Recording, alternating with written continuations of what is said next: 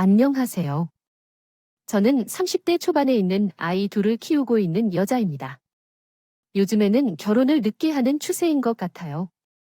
어린이집에는 40대가 넘은 엄마들도 흔히 보인다고 하던데 그에 비해 저는 아이를 일찍 낳았어요. 첫 아이를 낳고 키웠을 때 어린 엄마네 애가 애를 낳았네라는 말을 많이 들었습니다.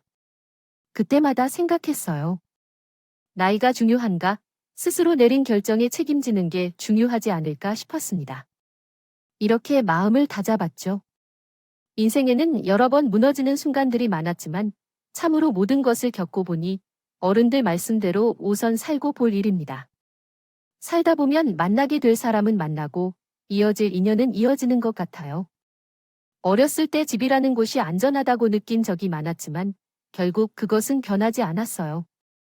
아빠는 집에 있을 때는 술을 마셨는지 확인해야 했습니다.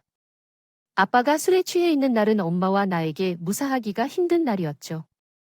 엄마는 낮에 많은 시간을 일하러 나가서 집에 없는 시간이 많아 대상은 저였습니다. 어느 날 엄마가 집에 있어야 하는 시간에 집에 있지 않아서 왜 집에 있는지 물었더니 식당에서 일하고 있는데 아빠가 술병을 들고 나간다고 해서 급히 왔습니다. 나는 학교에서 돌아오는 시간이었으니 엄마가 맨날 왜 이런 일이 발생하는지 엄마에게 미안한 기분이 들었습니다. 지금 엄마 식당에 있어야지. 이런 것들아, 당장 안 들어와. 어떻게 된 거야? 우리 아버지나 딸년이 집에 붙어 있지 않아? 나는 우스꽝스럽게 휘청거리며 골목을 달려와 넘어져 길바닥에서 고래고래 소리를 치는 아버지를 만났고 그 순간 같은 반 친구들이라도 만나면 진짜 그 자리에서 증발하고 싶었어요. 아버지의 술버릇은 세월이 갈수록 심해지기만 했고 나는 고등학교 1학년 때부터 강하게 결심했습니다. 성인이 되자마자 이 집에서 나갈 거야. 탈출할 거야. 그리고 나는 스스로에게 한 약속을 지켰습니다. 엄마, 나 다른 지역에 일을 구했어. 엄마도 나랑 같이 가야지. 어차피 아버지 오래 살지도 못할 것 같아. 그리고 나도 같이 떠나면 그러리까? 인간, 너와 나가 세상 끝까지 찾으려고 할 거야. 엄마가 미안하다. 영지야, 엄마가 진짜 이렇게 되면 어떡하려고 생각해? 그래, 엄마가 몰래 모아둔 비상금을 가져가서 생활비를 보태고 쓰고 잘 정착하게 되면 연락해. 알겠지. 그래서 집을 도망치듯 나왔어요. 혼자 남은 엄마가 걱정이 돼서 일단은 살아야겠다는 생존 본능이 우선했던 것 같아요. 대학 같은 건 당연히 생각도 못했고 집에서 먼 지역의 식품 공장에 취직했습니다. 공장 일은 힘들었지만 마음은 편했어요. 퇴근하고 아무도 방해하지 않는 작은 공간에 이불 깔고 몸을 누울 때면 세상을 다 가진 기분이었어요. 월세를 내야 했지만 그것이 내 집이었고 그때서야 집이란 이런 것이구나라는 생각에 두려움에 떨지 않고 잠들었어요. 그렇게 생각하고 있었지요. 마음이 안정됐더니 일도, 생활도 즐거워졌어요. 영주 씨, 좋은 아침이에요. 안녕하세요. 영준 씨, 오늘 얼굴이 좋아 보여요. 아침은 먹었어요? 함께 식품 공장에서 일하던 그는 공장에서 스마일맨으로 유명했어요. 힘든 기색 없이 척척 일을 해내고 모두에게 밝고 친절한 사람이었어요. 그래서 그런 아침 인사도 싱긋 보여주는 미소도 다 의례적인 것이라고 생각했는데 사실 그 사람에게 제가 특별했던 거였어요. 그가 일을 한 지 1년 정도 지난 어느 때 그가 조심스럽게 고백을 하고 타편에서 의지할 수 있는 사람이 없어 저는 그의 마음을 받아들였습니다. 영지 씨, 우리 살림을 합치는 건 어떨까요? 그러나 결혼은 아직 안 한 거요. 걱정하는 마음 이해해요. 영지 씨, 나 그동안 성실하게 돈을 부모님을 모실 동안 많이 모았어요. 몇 년 전 두 분이 차례로 돌아가시며 병원비가 더 이상 나가지 않았어요. 나는 정말 꾸준히 일하고 아끼며 살아왔어요. 같이 살면 따로 사는 것보다 더 많은 생활비를 아낄 수 있지 않겠어요? 타지에서 아는 사람도 없이 나와 영준 씨나 일이 끝나고 혼자 저녁을 먹곤 했어요. 그 저녁이 조금 더 따뜻했으면 좋겠어요. 영준 씨, 마음을 알겠어요. 조금만 더 생각해 볼게요. 어렸을 때 가족과 함께 살았지만 행복했던 시간이 없었기 때문에 다시 누군가와 함께 산다는 것이 고민이 되었어요.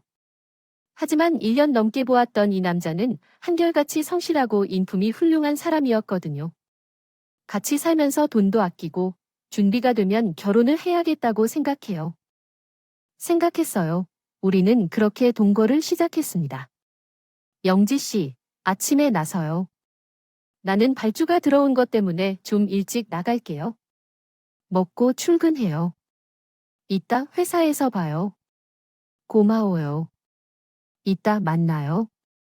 저보다 일찍 일어나 따뜻한 아침밥을 차려주고 저녁에는 오늘도 고생했다며 정성껏 제 손발을 주물러주는 사람이었어요.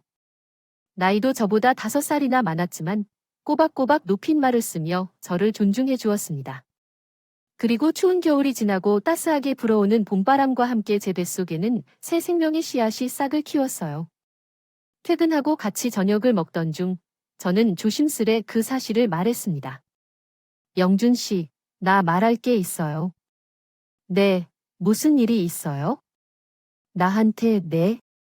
뱃속에 우리 아기가 생겼어요. 그 말을 듣자마자 그 남자의 눈에 눈물이 곤두섰죠. 그리고 제 손을 꼭 잡으며 말했어요. 영지 씨, 내가 잘할게요. 내가 책임질게요. 우리 결혼해요. 좋아요. 임신 초기에 무리를 했으면 안 되었지만 또한 일을 당장 그만둘 수는 없는 상황이었어요. 그 사람은 제가 아이를 가진 이후 저를 더 보살펴 주었습니다. 먹고 싶은 게 있다면 한나라에 달려가 가져왔고 철분과 임산부에게 필요한 영양제도 챙겨주었어요. 그렇게 임신 중기에 접어들고 안정기가 되었어요. 그날은 휴무였고 몸이 무겁게 남은 집에서 낮잠을 자고 있었어요. 달콤한 잠을 깨운 것은 귀를 날카롭게 때리는 휴대폰 소리였습니다. 어보세요. 어보세요. 그게 무슨 소리예요? 영주 씨가 말도 안 되는 사고였습니다. 공장에서 반죽을 섞는 기계를 청소하다가 그만 기계 안으로 떨어졌다고 하더라고요. 혼자 작업을 하면 안 되는 것이었습니다. 누군가 기계의 작동을 멈춰야 했습니다. 그러나 안전수칙은 지켜지지 않았고 그 사람은 병원으로 옮겨졌으나 곧 숨을 거두었습니다. 연락을 받고 병원으로 달려갔을 때는 이미 늦었죠. 점심시간에 뭐가 먹고 싶냐고 물었을 때 순대가 먹고 싶다고 말했었죠. 퇴근하는 길에 사서 온다고 했는데 그게 그와의 마지막 통화였다. 큰 충격을 받으셨을 텐데 다행히도 뱃속에는 이상이 없네요. 선생님, 어떻게 해야 할까요? 아이야 두렵네요. 세상에는 사랑하는 사람을 보내고 떠나보내는 일이 너무 힘들었어요. 아이가 유산되지 않고 상태가 안정적이라는 말을 듣고 감사함과 안도함을 느꼈어요. 태어날 아이의 얼굴을 한 번도 못 보고 허망하게 떠난 그 사람이 불쌍했을 뿐이지요. 그 사람이 남겨준 아이는 내가 지켜야겠다고 다짐했습니다. 사고 4개월 후 아기를 낳았고 출산 직전에 엄마에게 연락을 했어요. 엄마는 아빠 몰래 제가 있는 곳으로 와 주었어요. 엄마, 나 잘 살고 있어요. 아기를 낳고 아빠는 너무 좋은 사람이었거든요. 틀림없이 좋아했을 건데 이렇게 되어버렸어요. 미안해요. 엄마, 미안한 건 뭘까요? 얼마나 힘들었니?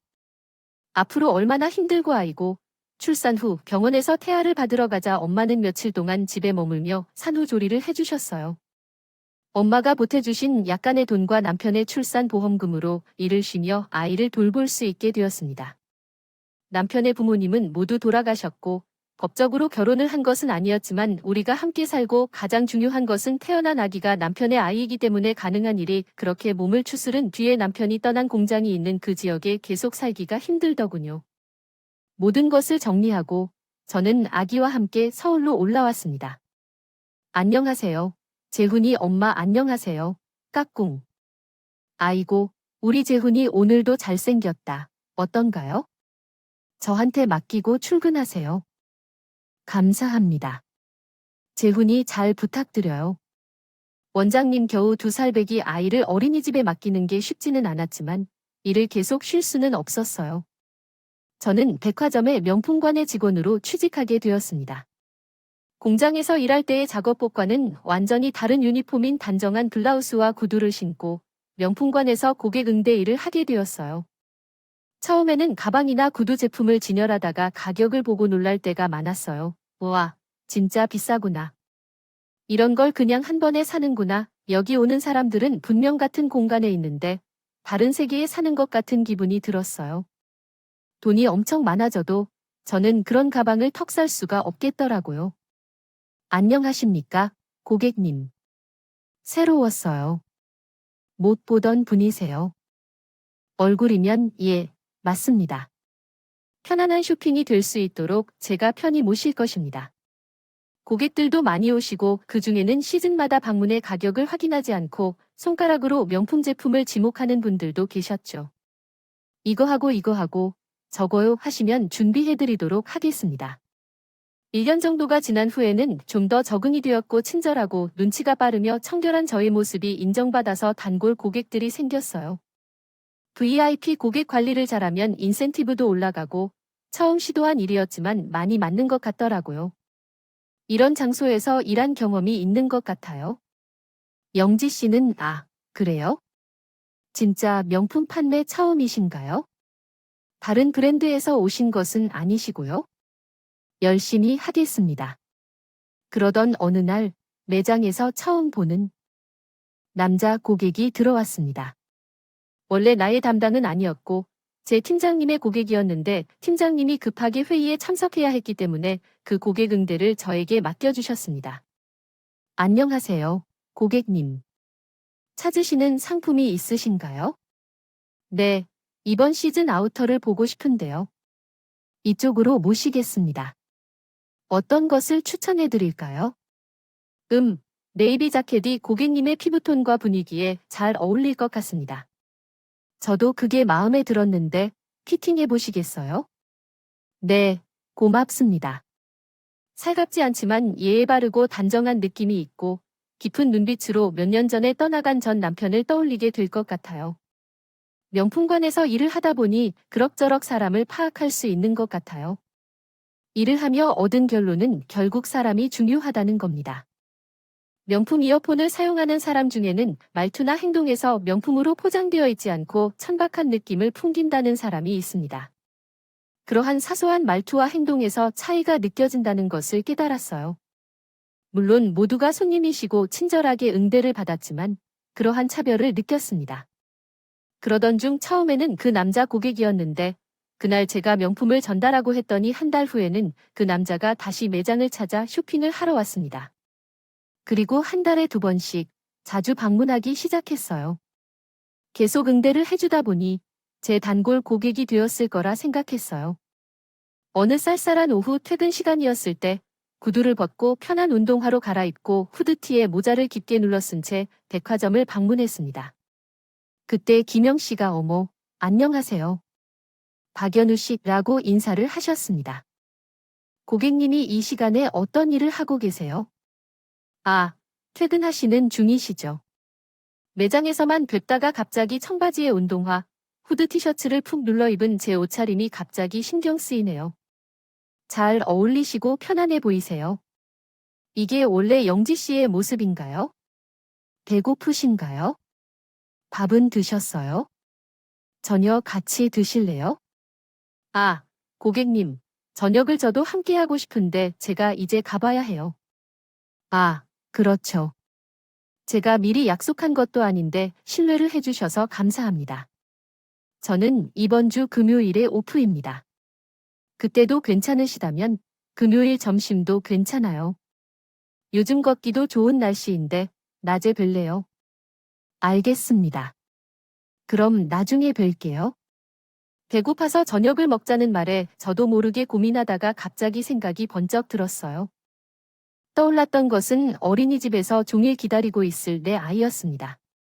그 남자를 로하고 전력으로 달려 어린이집에 맡겨놓은 아기를 데려왔어요. 아기를 씻기고 울고 나니 그때야 내가 한 말이 생각나더라고요. 미쳤나 봐. 왜 금요일에 일다는 말을 했지? 세상에 나 그리고 빈 금요일을 쉴 수 있는 건 정말. 그 사람과 나는 점심을 함께 했어요.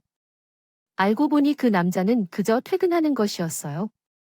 때마다 옷을 사길래 와, 정말 이 브랜드를 좋아하나 보다. 뭐, 매번 이렇게 쇼핑할 정도로 다른 브랜드도 많이 사겠지 했는데 매장 방문 간격이 짧았던 게 저를 목격하기 위한 것이었다고 해요. 저, 영지 씨를 더 알고 싶어요. 괜찮으시다면 우리 만나 볼래요? 순간, 복잡한 감정에 휩싸였어요. 순간 가장 먼저 떠오른 것은 아직 어린 아기와 전 남편의 얼굴이었어요.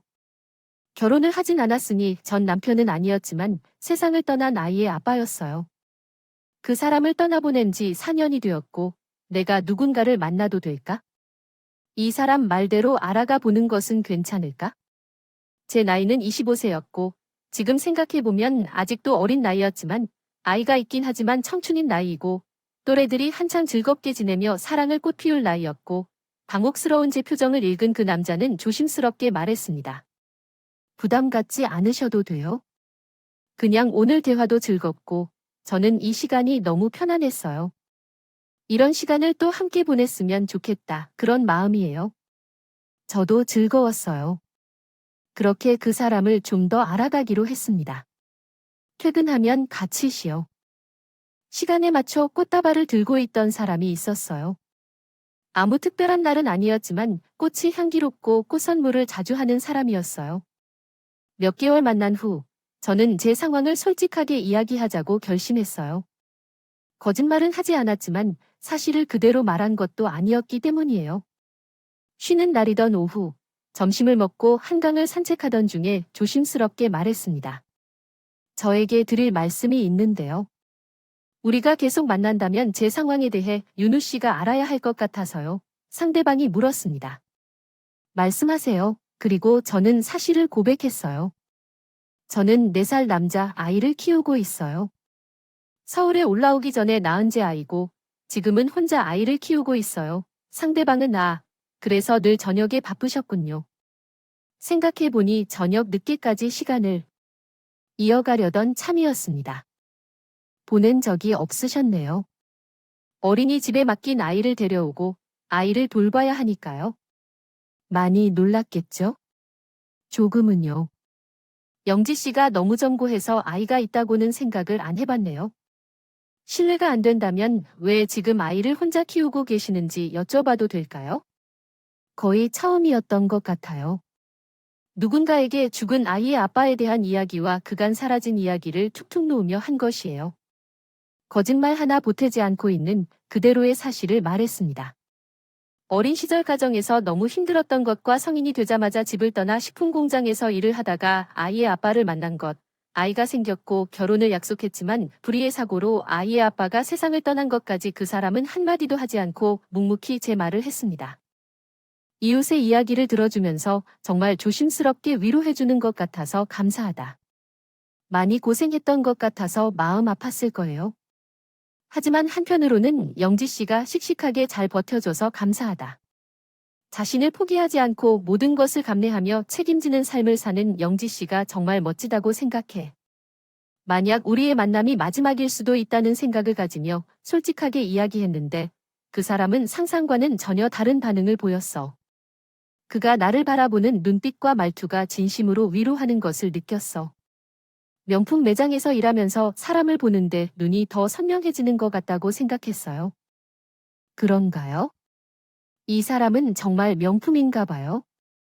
그러니까 생각해보니까 그 사람도 자신의 이야기를 해보고 싶다고 했어요. 저도 제 상황을 솔직하게 말씀해야 될 것 같네요. 말씀해도 될까요? 사실, 전 한 번 다녀온 적이 있는 사람이에요. 영지 씨와는 상황이 반대죠. 영지 씨는 결혼을 하진 않았지만 아이가 있고, 저는 결혼을 해서 이혼을 했는데 아이는 없어요. 그렇군요. 들어보니 그 사람도 꽤나 고생을 했더라고 해요. 이혼을 했다는 전처, 그 여자는 이 남자의 물질만을 사랑했던 여자였다고 해요. 만나고 사귀는 동안에도 끝없이 명품 선물을 요구하고 기념일에는 더 큰 선물 부담이 됐대요. 법한 금액이었습니다. 그거 알죠, 오빠? 명품은 오늘이 제일 싸다는 거야. 사실이야. 틀린 말은 아니었습니다. 샤땡을 선두로 해서 모든 명품의 가격이 해마다 올라갔었으니까요.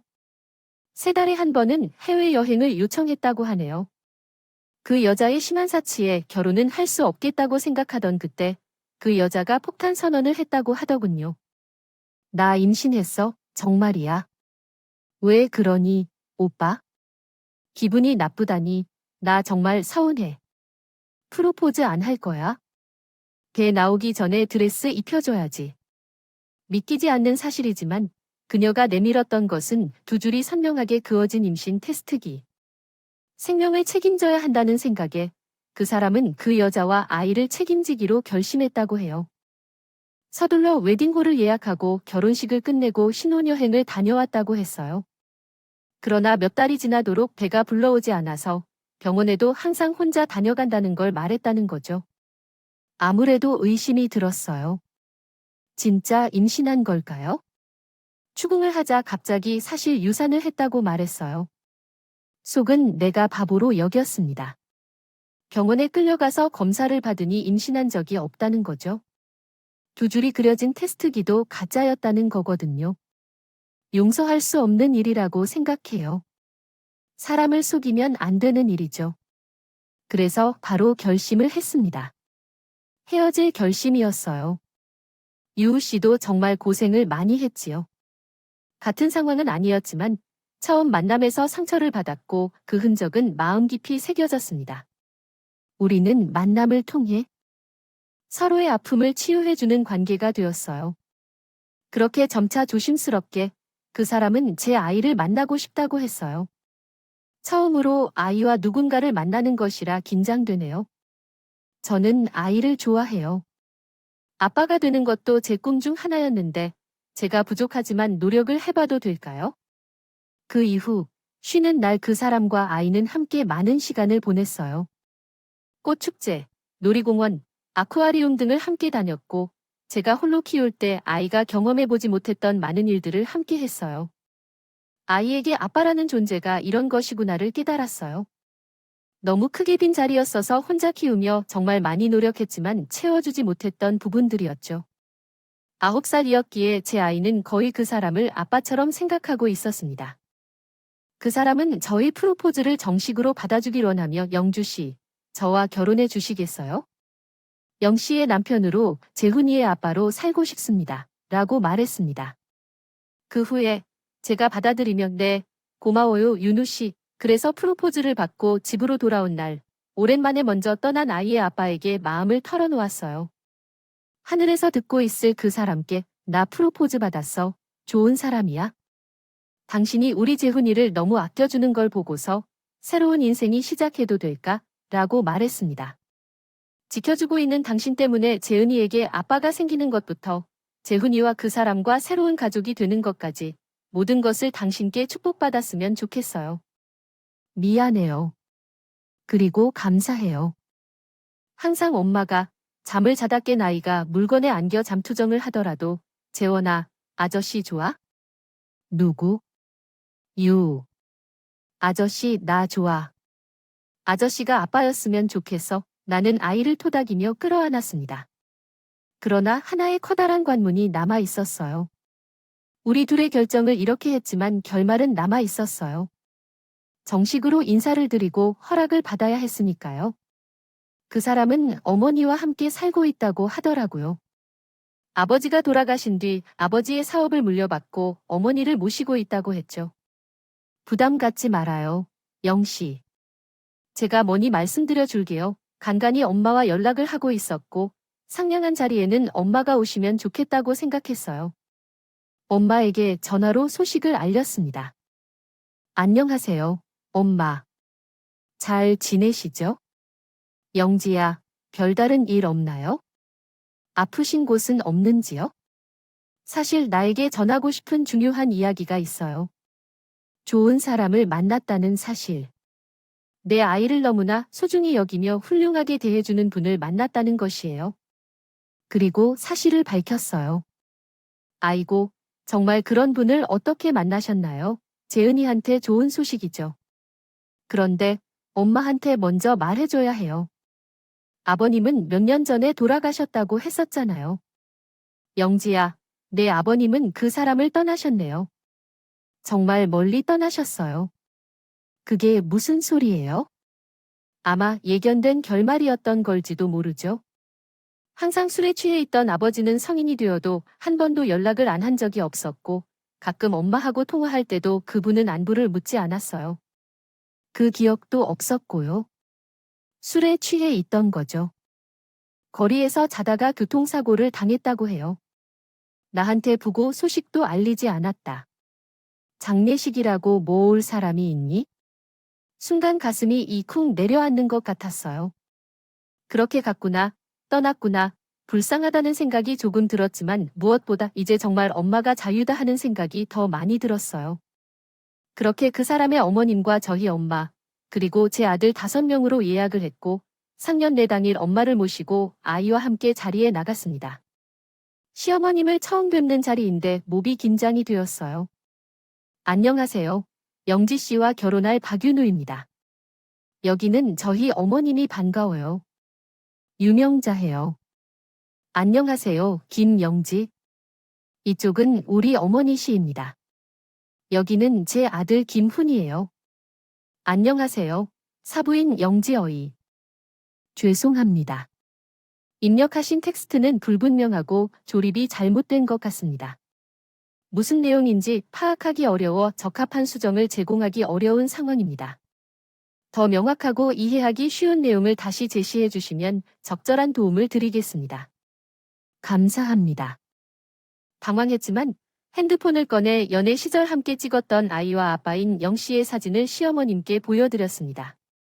사진을 보자마자 어머님은 저를 껴안고 울음을 터뜨리셨습니다. 소리가 커지자 직원들이 달려와서 남편은 죄송하다며 직원들을 돌려보냈어요. 엄마 여기 물을 드세요. 진정하세요. 무슨 일인가요? 정모님 놀라셨죠? 죄송합니다. 이렇게 말하면서 시어머님이 한참을 울던 뒤 진정을 하셨고 눈물을 훔치며 얘기하시기 시작하시면 우리는 너무 놀랐고 입을 다물었습니다. 아이였던 영희가 사고로 세상을 떠났다는 이야기에 시어머님이 영준 씨를 아끼던 아이였는지라고 하셨죠. 그렇게 키울 거였으면 그렇게 고생만 하다 젊은 날에 떠나버렸구나. 불쌍해라. 아이고, 불쌍한 내 아들아, 아들이여, 어머님은 그동안 남편도워. 몰랐던 이야기를 그 자리에서 들려주었습니다. 윤우야, 사실이야. 애미는 내 아버지를 만나기 전에 젊은 나이에 시집을 간 적이 있었단다. 남편도 시어머니도 얼마나 극성이 맞지 않는지 어려운 나이에 그 힘든 시집살이를 견디며 지냈었습니다. 그리고 아들을 하나 낳았단다.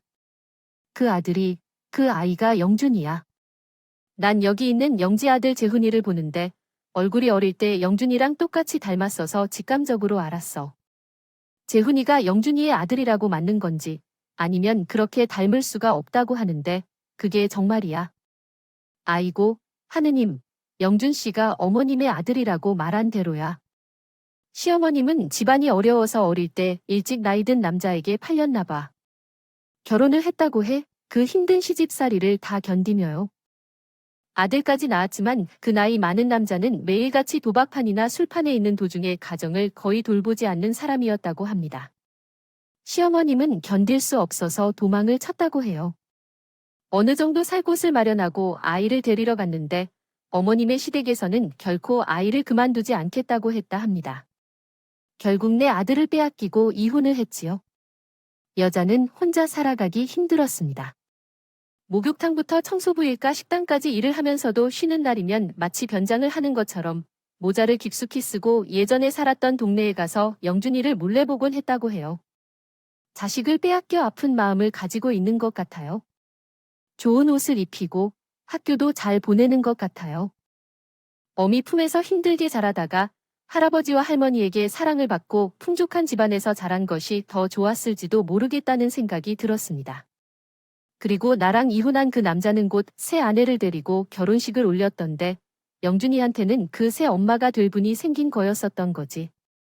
어렸을 때 인종 상관없이 어미의 사랑이 무엇인지 모르고 컸지만 항상 마음에 걸렸던 게 바로 사랑이라는 거지. 새 엄마니까 사랑을 많이 받으면서 자라길 바라면서 그래서 영준이를 다시 돌려놓겠다는 마음으로 묵묵히 견디었어. 그러더니 어느 날 우연히 아빠를 만난 거야. 네, 그래. 그때 내 아빠는 사업을 시작해서 한창 활기차게 다닌 시절이었어. 나는 일하던 식당에서 종종 점심을 대접해주고 차려놓았지. 어쩌면 가끔은 저녁을 해결해주고도 했어. 내게는 가진 것이라곤 하나도 없었지만 내 아빠에게도 가진 것이 하나도 없었던 그 시절, 결혼을 하고 살았는데 정말 세상에 이렇게 이야기 없이 만날 수 있는 인연이 있을까요? 세상을 떠난 아이 아버지가 나의 아들, 제2의 아버지가 윤 씨 어머니의 아들이었다. 이런 만남이 어떻게 가능할까요? 그렇다면 그 사람은 나의 형일까요? 그러면 왜 그 형에 대해 한 번도 언급하지 않으셨을까요? 어머님도 날 쏘는 눈빛으로 편을 져주시고 아빠를 만나 이룬 우리 가정은 정말 행복했어요. 비록 가난했지만 아버지는 성실하고 능력 있는 분이었고 사업도 점차 번창해 갔어요. 그러나 결혼 후 몇 년 동안 아이가 생기지 않아서 고민했어요. 영준이 빼앗겨 혼자서 어떻게든 살아보겠다고 다양한 방법을 시도했던 탓인지 내 몸이 망가져 버렸어요. 병원에 가 검사를 받다 보니 더 이상 아이를 가질 수 없다는 판정을 받게 되었어요. 수가 없는 몸이라고 하더라도 저 기억하는 거예요. 너는 나의 아들이야. 우리 아버지와 나의 가슴으로 낳은 아들로 낳을 때 배 아프지는 않았지만 아버지와 나의 가슴으로 낳은 자식으로서 나는 너를 아끼며 키워왔어. 그건 누구보다도 너가 잘 알잖아. 내가 고생을 너무 해서 몸이 망가져버린 시어머니는 더 이상 아이를 낳을 수 없었지만 전시되지 않고 살 길 빼앗긴 아들에 대한 그 은 증가해 속이 엄청 아파. 그런 어머니를 안타깝게 여기는 시아버지가 어머님을 위해 입양을 제안했다고 했어. 그때 보육원에 갓난 아기들이나 우리 부부의 아이를 좋아했지만 그 책임을 지고 데려오는 결정은 쉽게 내릴 수 없는 게 자연스러웠어. 그래서 주말마다 보육원과 고아원에 봉사하러 다니곤 했던 거야. 아버지는 안정적인 사업을 하다가 있던 시기였고 금전적으로나 아이를 키우는 것이 무리는 아니었지만 많은 고민을 하게 되는 것은 어쩔 수 없었습니다. 생명을 책임지는 일이니까 아버지와 어머니는 보건 봉사를 매주 다니며 갓난 아기들의 기저귀를 갈아주고 물품을 기부하며 선행을 이어갔다고 합니다. 그러던 중에 제 남편이 된 사람을 만나게 되었고 그때 너는 아기 눈빛이 초롱초롱하여 순해서 잘 울지도 않았습니다. 주말에 봉사활동을 하러 가면 수많은 아이들을 보러 갔을 때 너는 유독 내 품에 안기면서 새근새근 잠들어가는 것을 보고 마음이 뭉클해졌습니다. 몇 주 집에 와서도 내 얼굴이 떠올라서 아버지와 나는 너를 우리 아이로 삼아 입양하기로 결정했습니다. 결심했다. 왜 지금까지 제게 말씀하지 않으셨어요? 아버지가 돌아가실 때도 저에게 할 말이 있는 것처럼 그랬는데 끝내 말씀하지 않으셨죠. 그게 상처가 되었다면 어머니를 탓해라고 아버지는 언젠가 내가 자라면 이야기를 해줘야 한다고 말씀하셨는데 나는 내가 자라는 동안 그런 걸 모르고 자라기를 바랐어. 그냥 넉넉한 가정에서 사랑받는 외아들로 키웠고 내 출생에 관한 상처 같은 것은 내가 모르는 게 좋겠다고. 그런데 어느덧 내가 성인이 되고 이제는 말을 해야 하나 했는데 내가 다 커버린 지금에 더 말하기가 어려워지네. 그런데 이렇게 새아가를 맞이하게 된 자리에서 손주 녀석, 제이를 보니 사람의 연이란 정말 하늘에 뜻이 이제 더 이상 어미를 덮을 일이 아니라는 마음이 들어 털어놓았습니다. 이제 용해 주세요. 우리 엄마와 제 남편이 함께 있습니다. 가장 충격을 받은 건 남편이었지만 그 이유는 잠시 바람을 쐬러 가겠다며 자리를 비운 사이 어머님과 함께 남아 있었기 때문입니다. 제가 어머님의 손을 잡고 말했어요. 어머님, 어머님의 친아들, 그러니까 세상을 떠난 재훈이 아빠인 영준 씨는 참 선한 사람이었어요. 모두에게 친절하고 성실했으며 어두운 곳을 밝혀주는 촛불 같은 사람이었습니다. 그런 사람이기에 저도 어린 나이였지만 그를 믿고 아이를 낳았습니다. 물론 너무 일찍 떠나 우리 재훈이 얼굴을 본 적은 없지만 저는 항상 믿습니다. 너무 착해서 하늘에서 일찍 데려간 그 천사가 저와 함께 있다는 것을요. 재원이를 항상 보호했던 거라고요. 고생만 하다가 일찍 떠난 사람이었지만 어머님을 닮아 정말 선한 사람이었어요. 고맙다, 얘야. 내가 그 아이를 빼앗고 나올 당시만 해도 실세였으며 그렇게 어려운 집은 아니었는데 어쩌다 또 공장에서 일을 하다 그런 사고를 당한 건지 새어머니에게 구박만 받고 자란 건지 가슴이 미어질 것 같은데 그래도 떠나기 전 너처럼 마음 좋은 아가씨를 만나 행복하게 지내다 떠났구나. 내 아들, 고맙다. 이야. 영준이가 마지막을 지켜줘서, 또 영준이가 이 세상에 남긴 아이 제이를 포기하지 말고 잘 키워줘서. 그리고 남편이 돌아왔죠. 남편의 표정은 한결 밝아 보였어요. 그리고 곧장 시어머님을 안아주며 말했어요. 엄마, 돌아가신 아버지와 엄마에게 감사해요. 정말 두 분의 아들로서 제가 부족함이 없이 잘 키워주셨어요. 두 분은 제 부모이시고 나는 엄마의 아들이라는 것은 변함이 없잖아요. 아내 아들 정으로는 무시할 수 없다고 하잖아요. 엄마께서 비록 제 남편을 낳지는 않았지만 배 아픔 속에서 낳은 자식을 못지않게 사랑과 정성껏 키워주셨습니다.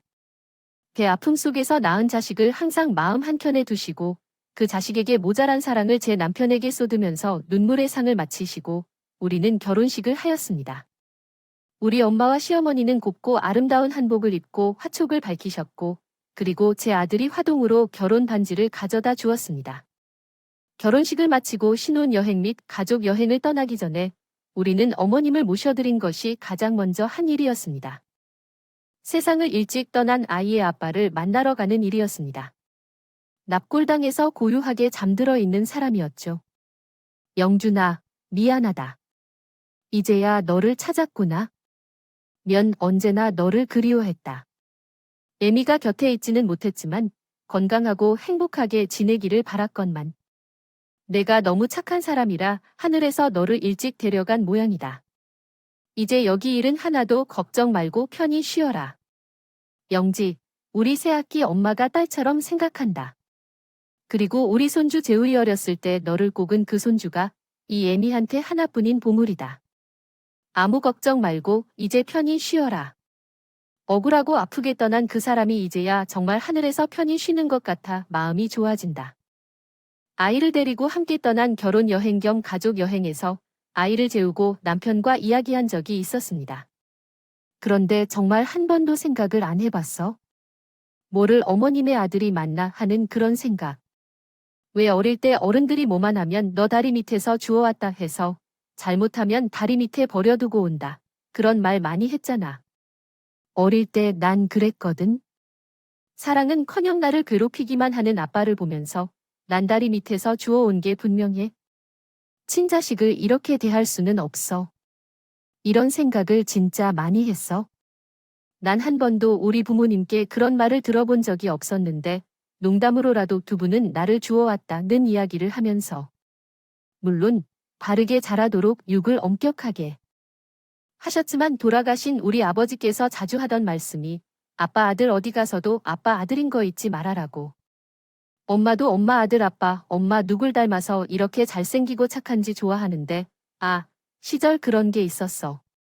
가족 사진을 가지고 있거든 잘 모르는데 사실 사춘기 정도면 내 얼굴도 어느 정도 성인에 가까운 얼굴이잖아. 사진이 나와서 거실에 걸어뒀는데 문득 와, 난 진짜 누굴 닮았을까? 라는 생각이 들었어. 아빠 닮은지도 모르겠고 엄마 닮은지도 모르겠는데 그냥 그런 가벼운 생각이었지. 내가 입양된 게 아닌지 생각을 해본 적이 없어. 정말 그런 걸 못 느낄 만큼 나를 키우던. 근데 그거 알아? 자기 지금은 자기 어머님과 닮은 거? 그래. 맞아. 가끔 사람들이 보면 엄마 닮았다고 하는 말을 많이 들었어. 함께 산 세월만큼 닮아가고 가족은 서로 닮아간다고 하잖아. 선한 어머님의 성품도 자기가 물려받았지. 어머님의 모습과 선한 인상까지 자기가 쏙 빼닮았어. 누가 뭐래도 자기는 어머님의 아들인 거야? 아직도 내가 자기를 만나고 우리가 결혼을 한 만 같아. 세상에 정말 다양한 가족이 있다지만 정말 우리 같은 인연이 또 있을까? 우리도 모르는 사이에 우리를 연결해주는 끈이 있던 거라고 난 그렇게 생각해. 무지한 인간은 한치 앞도 모르지만 모든 것은 이어져 있다고. 남편도 나도 말하지 않았지만 우리의 만남에 그 끈을 이어준 것은 하늘의 별이 된 아빠라고. 그렇게 생각해 봅니다. 그런 식으로 탄생한 우리 가족이에요. 저는 불행한 유년 시절과는 너무 다른 행복한 결혼 생활을 하고 있습니다. 우리 아들은 시어머니와 제 엄마 할머니들의 사랑을 가득 받으며 건강하게 자라고 있어요. 재원아는 친할머니가 좋아하고 외할머니가 좋아합니다. 둘 다 엄마를 좋아하고 아빠를 좋아해요. 아빠, 이 녀석 정말 아빠 바라기네. 아이가 그렇게 느낄 만큼 남편은 아이를 친자식으로 여기며 사랑을 쏟고 있어요.